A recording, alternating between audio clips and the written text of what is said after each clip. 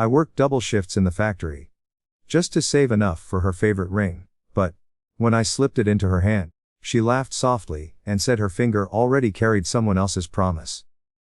I need to get this out before I lose my mind completely. 3 months ago, I was planning to propose to the love of my. Today, I'm sitting in a studio apartment that smells like instant ramen and regret, typing this on my phone because she kept the laptop. Her name was Sarah. Sarah. God, I can't even get the tenses right anymore. I worked double shifts at the packaging plant for 8 months.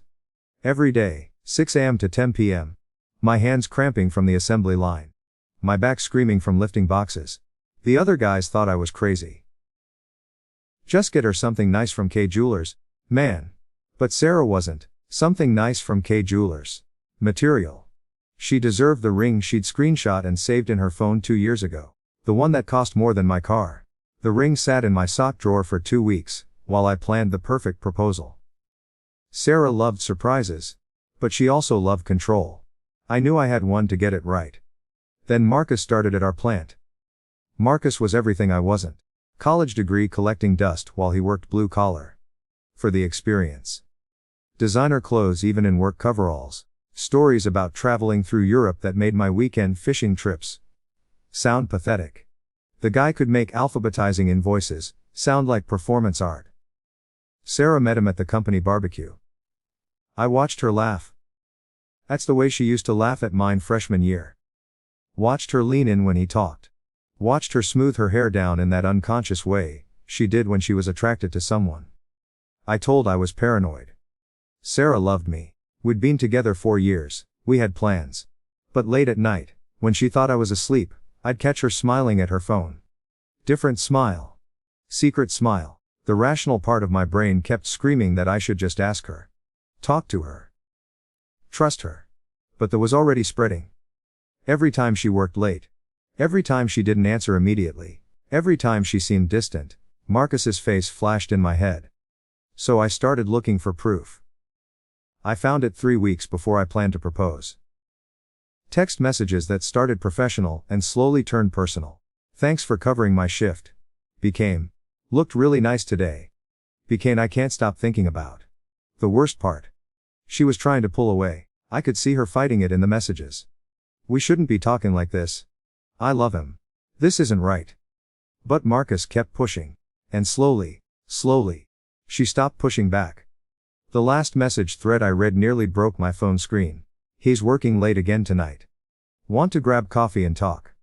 Her response, I'll meet at Brewster's at 8. That was yesterday. The night I was supposed to propose. Instead, I drove to Brewster's and sat in my car across the street like some creep. Watched them through the window. Watched her touch his hand across the table. Watched her throw her head back laughing at something he said. Watched her look happier than she'd looked with me in months.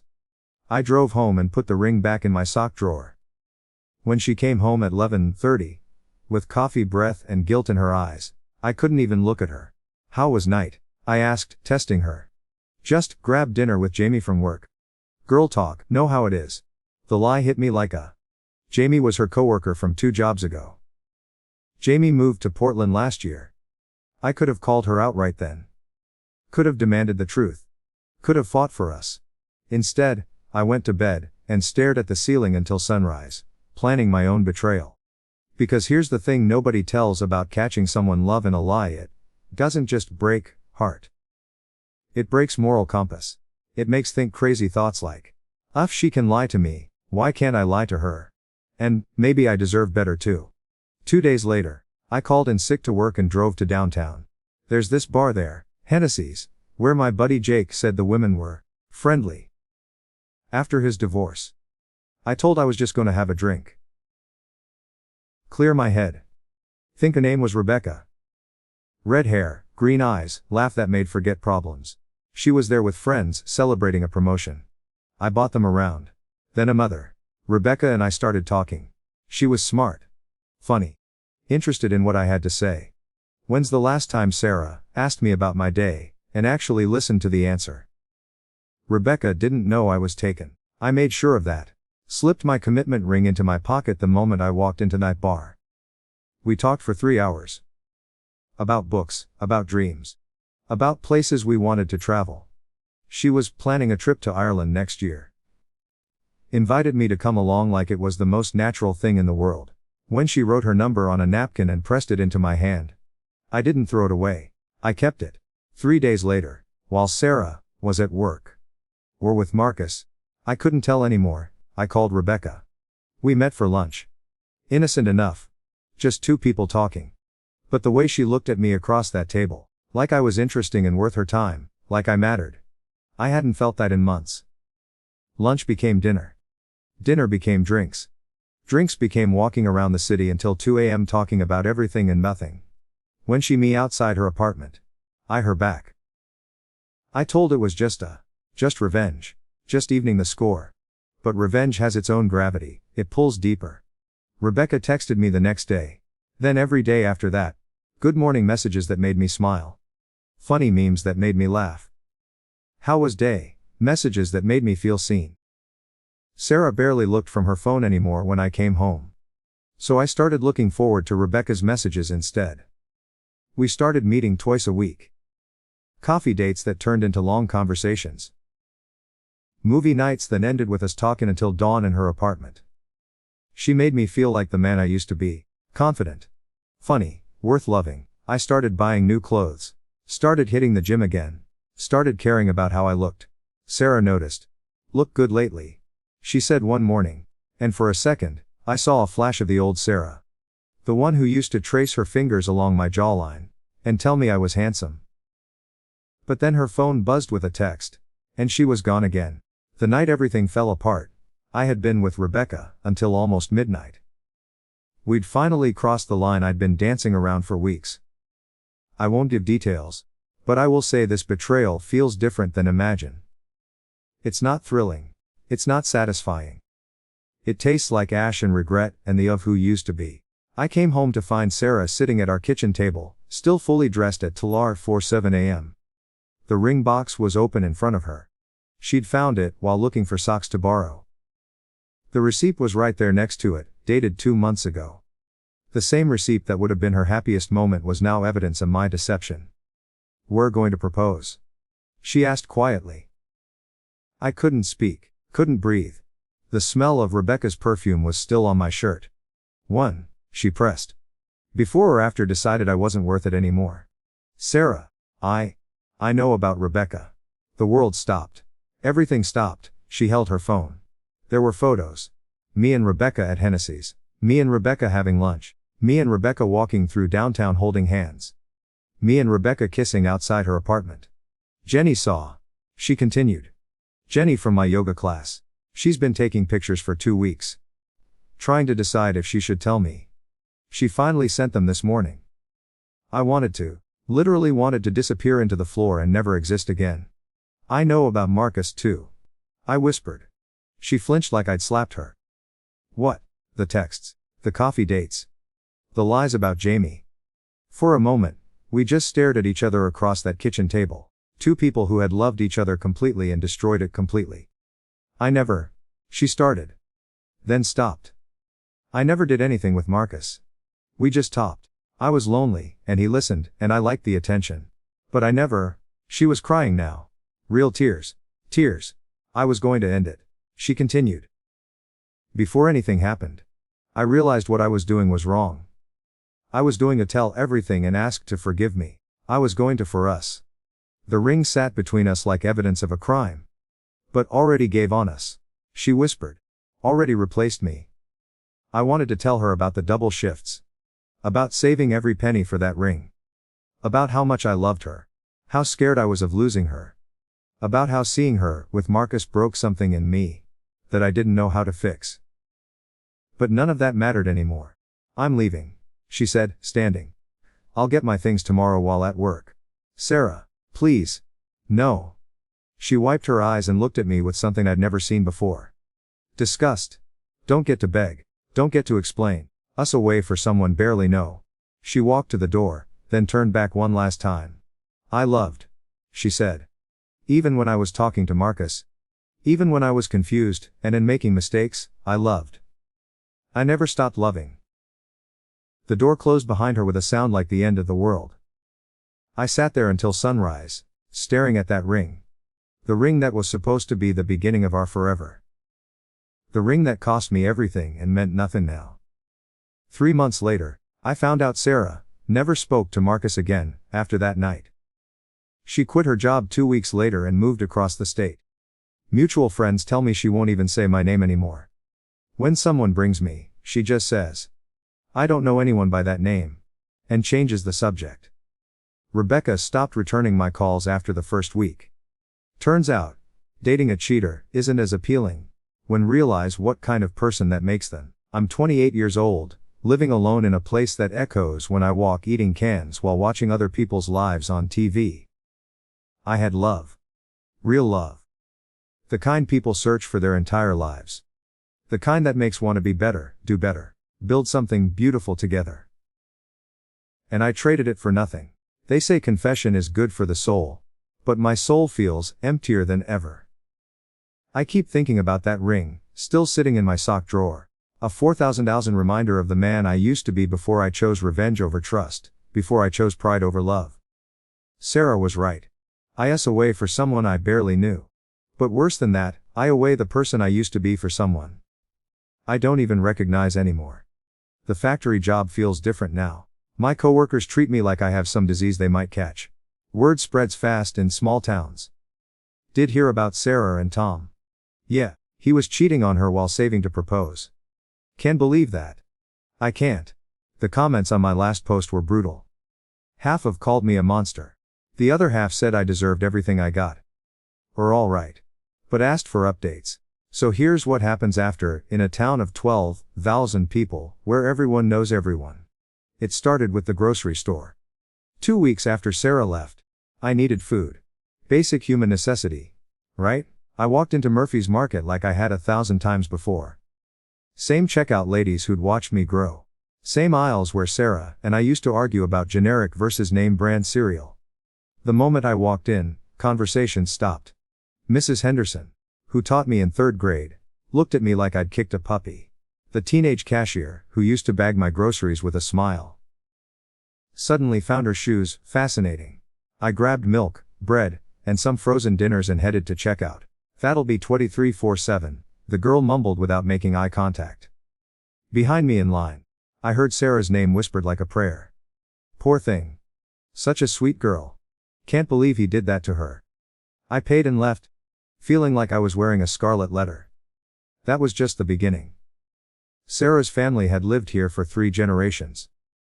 Her dad coached Little League. Her mom ran the church bake sales. Her younger brother Jake was everyone's favorite mechanic. They were Mayberry royalty.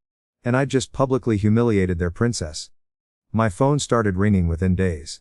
Not friends checking on me. Sarah's uncle calling, to tell me what a piece of garbage I was. Her childhood friend, leaving voicemails that would make sailors blush. Her dad showed at my apartment once, and I've never been more terrified of a 60-year-old man in my. Broke my daughter's heart, he said through my screen door. His voice was calm, which somehow made it worse. She hasn't eaten a full meal in 2 weeks. She cries herself to sleep every night. And for what? Some woman met in a bar. I didn't have an answer. Still don't. Stay away from my family, he continued. All of them. Forever. The worst part. I couldn't even be angry about it. They were protecting someone they loved from someone who had proven himself dangerous to love. Work became. The packaging plant employs half the town. Sarah's cousin worked in accounting. Her high school best friend's husband ran quality control. Her former coworker's brother was my shift supervisor. Suddenly, I was getting the worst assignments.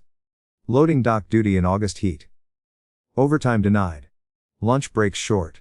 Nothing overtly illegal, just 1,000 tiny ways to make my miserable. The guys I used to grab beers with after work stopped inviting me. The Friday night poker game I'd been part of for 2 years. Sorry Tom, we're full these days.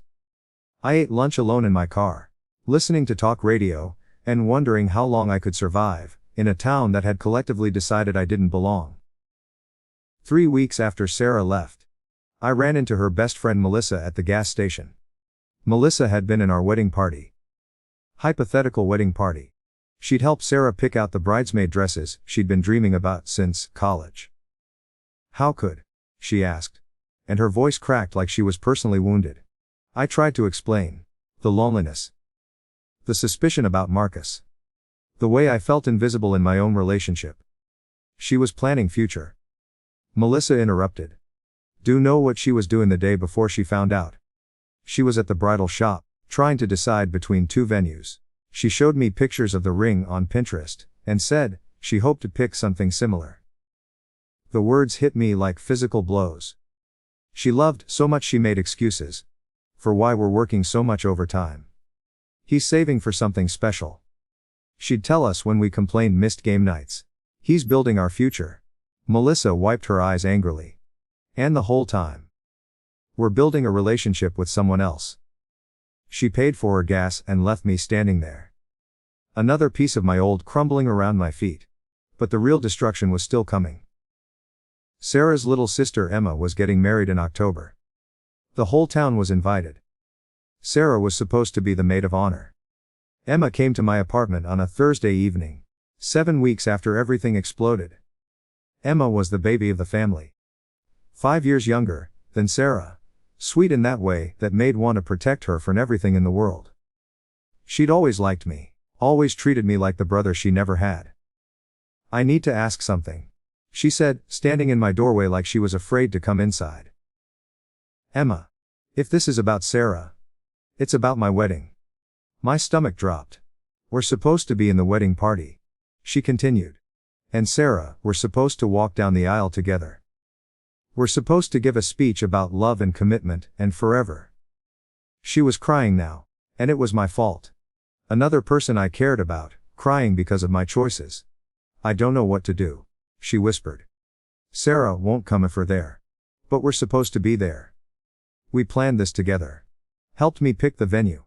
Said be honored to stand there with us. The weight of what I'd stolen hit me, like a truck. Not just from Sarah, but from everyone who loved us. Everyone who believed in us. Everyone who had invested in the idea of our future. I can't come. I told her, and the words felt like admitting defeat. Sarah should be there. This is her day with. And I took enough from her already. Emma nodded, relieved and heartbroken at the same time. I loved like a brother. She said. I don't understand how could do this to her. To all of us. After she left, I sat on my couch and tried to imagine Emma's wedding without me. Sarah in a bridesmaid dress. Smiling for photos. Dancing with family. Pretending to be happy, while nursing a broken heart I'd given her.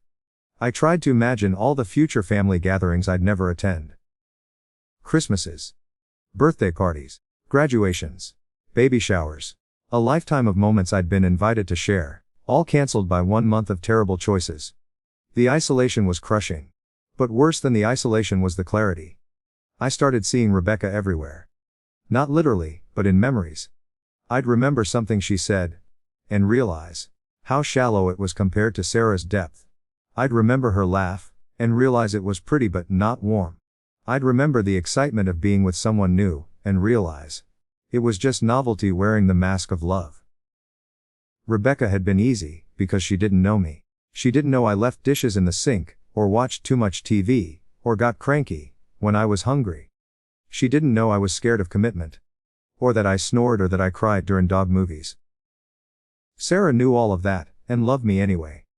Rebecca fell for a version of me I performed for her. Sarah fell for the real me, flaws and all. And I that away for someone who only liked my highlight reel. The worst nights were when I'd drive past our old apartment. The one Sarah and I shared for 2 years. She'd moved out. But sometimes I'd see lights on and wonder who lived there now.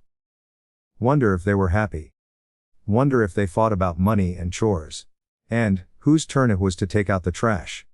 Then made by falling asleep in each other's arms. I'd sit in my car and remember Saturday mornings when Sarah would make coffee, and I'd make pancakes. And we'd read the paper together, while planning our day. Remember how she'd steal bites off my plate, and I'd pretend to be annoyed, and remember how she'd curl next to me on the couch during movies. Her head on my shoulder, her hand tracing patterns on my chest. Simple moments. Ordinary moments. The kind of moments that make it together. All gone because I chose excitement over contentment, novelty over depth, revenge over forgiveness. 2 months after Sarah left, I heard through the grapevine that she was dating someone new. A teacher from the next town over. Someone who didn't know our history, our drama, our destruction.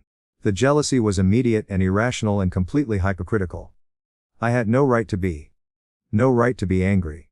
No right to feel anything except gratitude that she was moving on. But late at night, alone in my apartment that still smelled like her shampoo, I imagined him making her laugh the way I used to. Imagined him learning all her little quirks and preferences and dreams. Imagined him being the man I should have been. I started drinking more. Not enough to call it a problem, but enough to blur the edges of regret that followed me everywhere. Enough to sleep without dreaming about what I'd lost. My mom called every few days. Bless her heart, trying to be supportive while obviously disappointed in the son she'd raised. I don't understand, she'd say. Sarah was perfect for. Why would throw that away? How to explain temporary insanity to someone who's never lost their mind? How to explain that heartbreak doesn't make noble, it makes. That jealousy doesn't make righteous, it makes destructive. I don't know, Mom. I'd tell her. I don't know. But I did know. I knew exactly why. And that made it worse. I'd been a coward who chose to destroy rather than for what I wanted. I'd been a child who broke his own toys rather than share them. The holidays were approaching, and I realized I had nowhere to go. No girlfriend to bring home. No +1 for family gatherings. No one to buy presents for except nieces and nephews who would probably rather I stayed away. Sarah used to love Christmas. She'd start planning in October. Buying little gifts throughout the year. Hiding them in places she thought I wouldn't find. She'd make lists and check them twice. Agonizing over whether everyone would like what she'd picked. This would have been our first Christmas in our new apartment. The first Christmas as an engaged couple. The first Christmas planning a wedding, and talking about our future, and dreaming about next year's holidays. As a married couple. Instead, I was alone in a place that echoed, eating Chinese takeout on December 25th, while my phone stayed silent. The ring was still in my sock drawer. $4,000 of beautiful metal, and stones that meant nothing now. Sometimes I'd take it out and hold it. Remembering the day I bought it. Remembering how excited I was to see Sarah's face when I slipped it on her finger. Now it just reminded me that love isn't just a feeling. It's a choice. And when it mattered most, I chose wrong. The town started to feel smaller every day. Every street held a memory. Every restaurant was a place we'd shared a meal. Every song on the radio was something that reminded me of her. I thought about leaving. Starting over somewhere nobody knew my story. But running felt like admitting defeat, and staying felt like drowning. So I stayed and drowned, one day at a time, in a town that used to feel like home, and now felt like a beautiful prison where I was, serving a sentence I'd written. 6 months after Sarah left, I finally understood what people mean, when they say some mistakes can't be undone. Some apologies can't be accepted. Some damage is permanent. I'd been so focused on being right, on being justified in my anger, that I forgot the most important thing. I'd rather be wrong and have Sarah than be right, and have nothing. It's been a year now. 365 days, since I watched the love of my walk out of our kitchen. Taking with her every dream I'd ever had about my future. To think time would make this easier to write. I'd be wrong. The final came in spring. When the flowers Sarah had planted in our old apartment's garden bed started blooming without her there to see them. I was driving past the complex where we used to live, taking the long way to avoid downtown, where I might run into someone who knew our story. The new tenants had kept Sarah's garden. Her daffodils were coming bright yellow against the brown mulch. Her tulips were opening in neat rows like soldiers, standing at attention. She'd planted those bulbs the October before everything fell apart. I remember complaining about the cost, about the time it took, about why we were investing in a rental property's landscaping. Because, she'd said, dirt under her fingernails and hope in her voice. By the time these bloom, we'll be engaged. Maybe even married. I want to look out our window, next spring, and remember this moment, when we were planning our forever. Those flowers bloomed right on schedule. But Sarah wasn't there to see them, and we weren't engaged, and there was no forever. I sat in my car across the street, and cried like a child while strangers enjoyed the beauty she'd planted for a future that no longer existed. That's when I finally understood what I'd actually lost. Not just Sarah. Not just our relationship. I'd lost the man I used to be, when someone loved me that completely. The Sarah I fell in love with saw potential in everything. In clearance flowers that could become a beautiful garden. In a factory worker, who could become something more. In a relationship that could become a marriage, that could become a lifetime of shared springs watching things grow together. She saw futures everywhere. In empty apartments that could become homes. In recipe clippings that could become family traditions. In awkward first dances that could become wedding songs. I used to see the world through her eyes. Used to believe in the possibilities she painted with her hope and her plans, and her unwavering faith that good things were coming. Now I see the world through the eyes of someone who destroys what he loves. The possibilities look different from here. Work had become bearable again by then, but only because I'd become invisible. The other guys didn't me anymore, they just forgot I existed. I clocked in, did my job, clocked out, went home to microwave dinners and Netflix reruns. I'd become exactly the kind of man Sarah used to worry I'd turn into. The kind who gave on dreams and settled for getting by. The kind who stopped trying to grow, stopped believing in better. Stopped fighting for anything beyond the next paycheck. She used to push me to apply for the supervisor position. Used to leave job listings on my nightstand for positions that paid better, meant something more. Used to talk about the classes I could take. The skills I could learn. The man I could become if I just believed in the way she believed in me. Or so much smarter than think. She'd tell me when I'd make excuses about not being good enough for better jobs. Just need to see the way I see point. Now I saw clearly. I was exactly who I'd always been afraid I was. Someone who settled for less. Someone who gave when things got hard. Someone who destroyed beautiful things they got scared they might disappear. The worst part wasn't even the loneliness, though that was crushing. The worst part was realizing I'd been living in a fantasy world, where I thought I deserved better than what I had, when the truth was I wasn't good enough for what I'd been given. Sarah left dishes in the sink too. She watched terrible reality TV. She cried at commercials and spent too much money on candles we never burned. She worried too much about what other people thought, and sometimes chose her words to avoid conflict, instead of speaking her truth. But she loved completely. Recklessly. With her whole heart and no backup plan. And I'd convinced that wasn't enough. In June, I heard Sarah was engaged to the teacher. The news hit me like a physical, even though I'd been expecting it. They'd dated for 8 months. He'd proposed at the place where they had their first date. A picnic in the park. Simple and sweet. The kind of gesture Sarah always said meant more than expensive restaurants or elaborate surprises. I wondered if she'd worn the same smile when she said yes to him that she would have worn for me. I wondered if her hands shook with excitement the way I'd imagined they would. I finally worked the courage to ask. I wondered if she told him about me. About us. About what happened when someone she loved decided she wasn't worth fighting for. The engagement announcement was in the local paper. Sarah looked radiant in the photo, the way she always looked when she was genuinely happy. Not the performative happiness she'd worn toward the end with me, when she was trying to convince us both that everything was fine. Real happiness.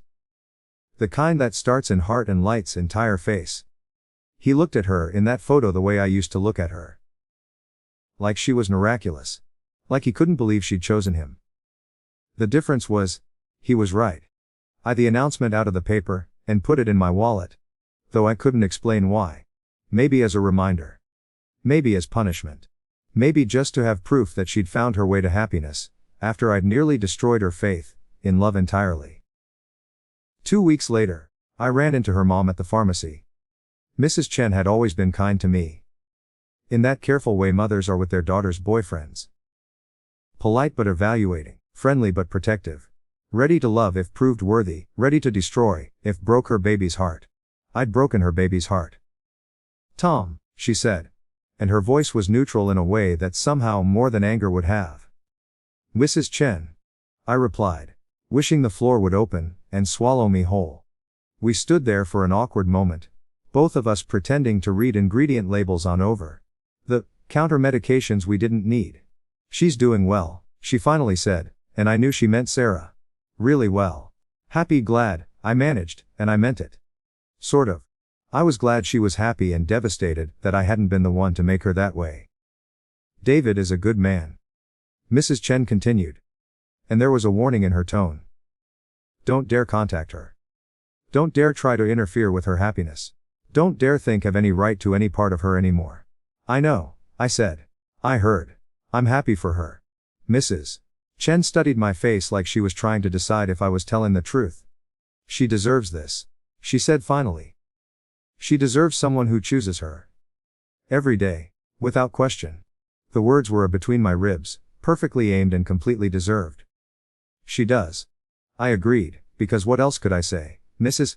Chen nodded and walked away, leaving me standing in the cold medicine aisle contemplating all the ways a person can be sick, and all the things that can't be cured can buy in a pharmacy. I started therapy in July.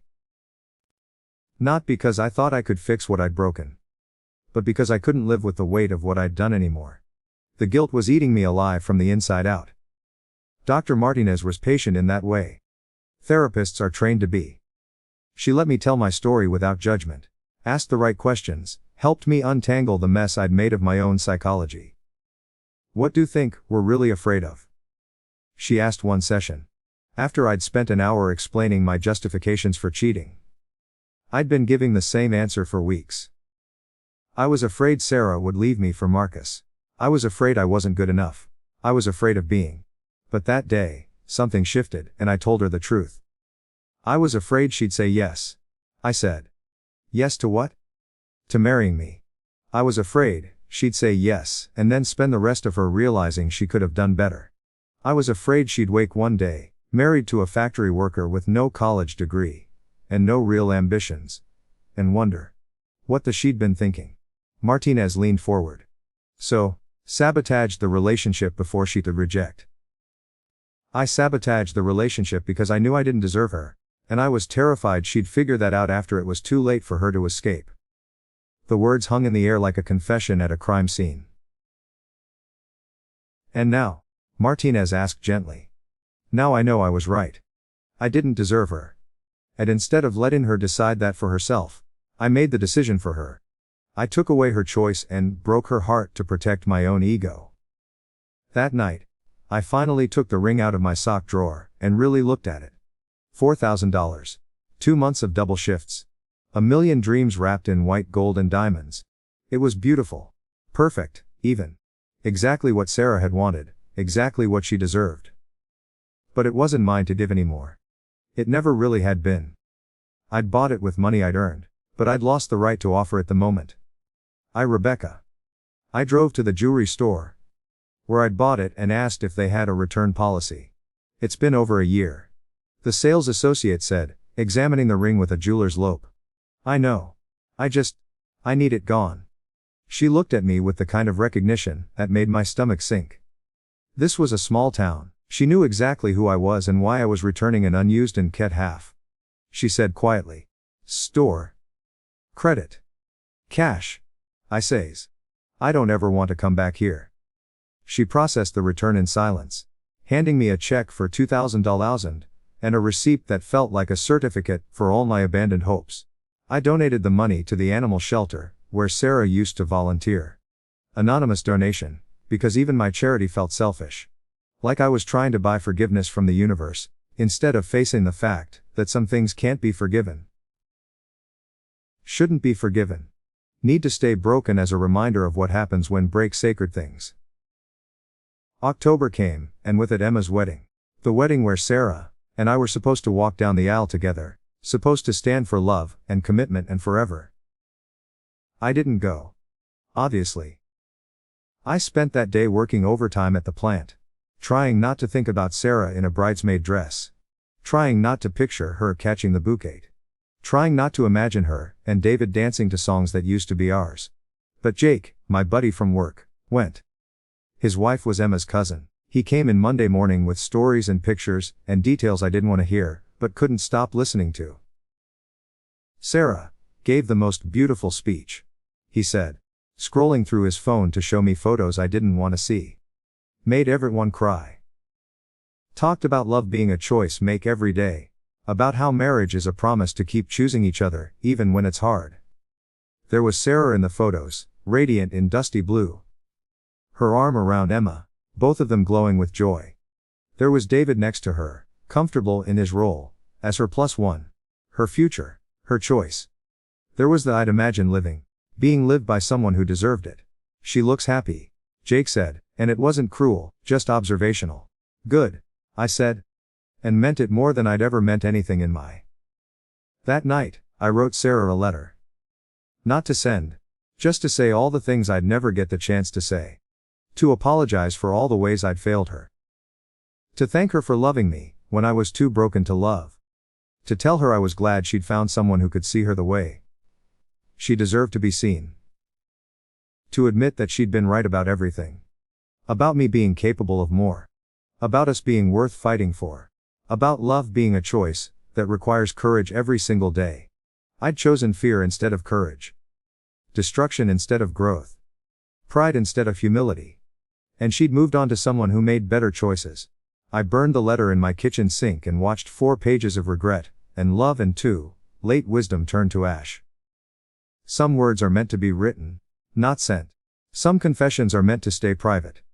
Some apologies can't be accepted, because the person has already healed without. Winter came early that year. By November, the first snow was already falling, covering Sarah's spring flowers in white, burying the evidence of dreams that had bloomed and died in the space of a single season. I turned 29 alone in my apartment, eating grocery store cake, and watching basketball on a TV I'd bought to fill the silence. No calls except from my mom. No cards except the one my sister sent out of obligation. No celebrations except the private acknowledgement that I'd survived another year. I'd built from the wreckage of my own making. I thought about the birthday Sarah and I had planned before it fell apart. Dinner at the Italian place downtown, followed by drinks with friends, followed by going home together to the apartment that smelled like her lotion and our shared dreams. Instead, I went to bed at 9 p.m. and tried not to count all the birthdays I'd spend alone from now on. The holidays passed in a blur of overtime shifts and family gatherings, where everyone tried to pretend my empty chair at the dinner table didn't represent the ghost of Sarah's absence. Where my cousins asked polite questions about my situation, and my aunts offer to set me with daughters of their friends, who might be perfect for me. I wasn't perfect for anyone anymore. I wasn't even perfect for. Spring came again, and with it Sarah's flowers bloomed for the second time without her. The new tenants had added their own touches to her garden. New plants. Different colors, their own vision of beauty. Growing alongside what she'd planted. It was a metaphor I wasn't ready to understand yet. The way grows over, and around and through the spaces where love used to live. The way beauty persists even after the person who planted it moves on to other gardens. Other homes, other chances to make something grow. I heard through the grapevine that Sarah and David were planning a summer wedding. Small ceremony, just family and close friends. The kind of wedding Sarah had always said she wanted. Before I'd started insisting we needed to save more money, have a bigger celebration, invite more people. Make it perfect instead of just making it ours. He was giving her the wedding she'd dreamed of with the she deserved. And I was giving her the greatest gift I could possibly offer, my absence from her happiness. 1 year and 4 months after I destroyed everything, I finally understood what love actually means. It's not the butterflies and excitement, and can't eat, can't sleep infatuation I'd felt with Rebecca. It's not the desperate need to possess someone, control someone, keep someone from leaving. Love is wanting someone to be happy more than want them to be yours. Love is choosing their well-being over own ego. Love is letting go when holding on would only cause more damage. I loved Sarah. I'd always loved Sarah. But I'd loved her like a child loves a toy, with grabbing hands and selfish intent. I'd loved her like something that belonged to me, instead of someone who belonged to herself. Now, I loved her, the way she'd always deserved to be loved. Completely. Selflessly. From a distance that allowed her to bloom without the shadow of my damage blocking her sunlight. I started making plans to leave town. Not running away this time, but moving towards something better. I'd been accepted to a community college 2 hours north. Finally taking those classes, Sarah had always encouraged me to take. Finally becoming the person she'd believed I could be. Even if she'd never see the result. My last night in the apartment.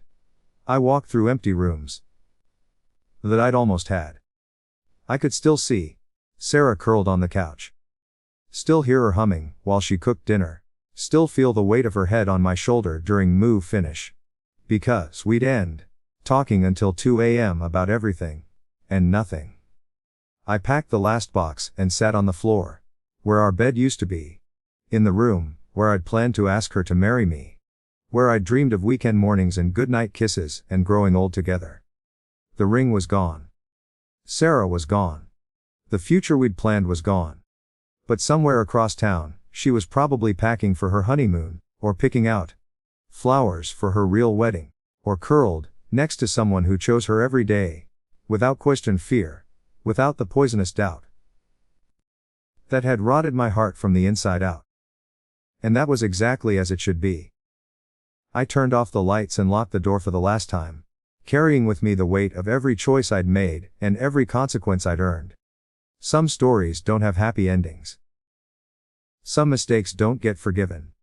Some chances don't come twice. But some people get exactly what they deserve, and sometimes that's the most beautiful ending of all. Sarah got her fairy tale. Just not with me. And I got exactly what I'd chosen when I decided that temporary excitement was worth more than permanent love.